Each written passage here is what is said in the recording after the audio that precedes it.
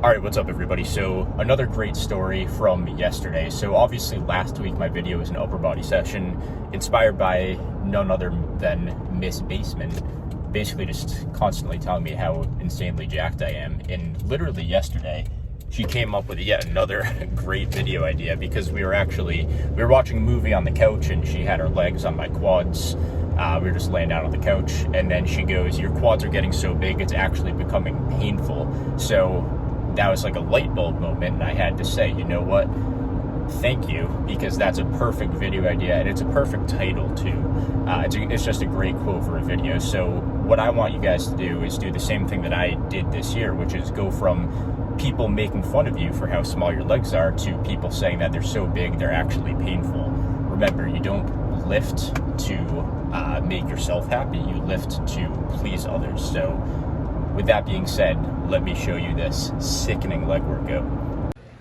Up first, you know it has to be hack squats. Now that I have the commercial gym membership and I'm back in here, it's pretty cool to be able to utilize these machines. So I encourage you, if you have a hack squat in your gym, you should be using it, especially if it's a high quality hack squat like the Cybex machine here, kind of a vintage, a little bit old school machine here. So when it comes to your setup on hack squats, I am generally an advocate of a bit of a lower stance. It allows you to get more knee flexion, and for a movement like hack squats where it's literally engineered to maximize knee flexion and put all the tension on your quads by supporting your hips from the back, why not take full advantage of that, lighten the load a little bit, and just maximize your technique and maximize the range of motion and the tension you just put right into the quads. This is a lift where even just doing my warm-up sets, I'm already feeling some disruption in my quads. So it's pretty insane.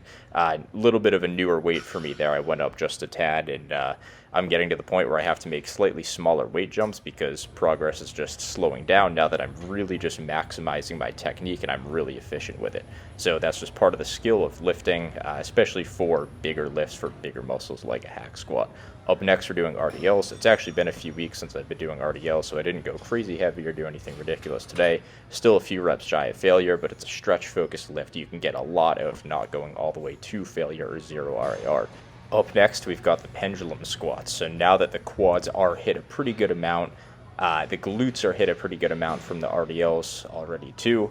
This is a lift where I'm really just kind of smacking the muscles while they're down.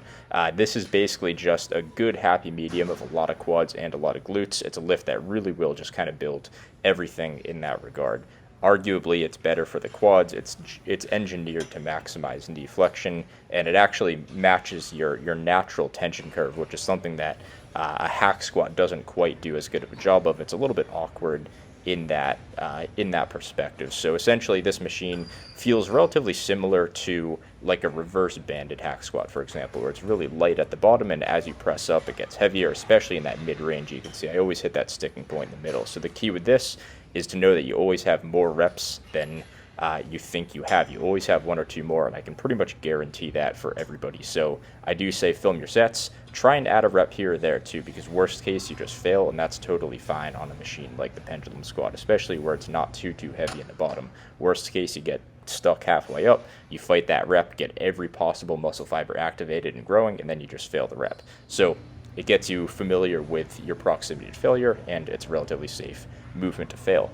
Up next on the workout, to finish things off, I do like to do a couple different variations for the calves. I usually just like to go right to the standing calf raise machine. It's not my favorite piece of equipment because I do think something where it can fix your hips and support your hips is a little bit better, so I do make sure to include that after. But for here, I go through a full range of motion, all the way up, all the way down, do partials past failure, do an isometric hold, and then go into a stretch at the end. And you'll be able to see that a little bit better this set just because of, one, the angle, and I also emphasize it a bit more on my final couple sets of calf training for the day. So what I'm doing here is going through the biggest range of motion that the machine allows me to comfortably. So if I was to go into a full contraction and go all the way up and really flex my calves, my feet will actually slip around on the pad quite a bit. So this machine isn't designed for calf raises.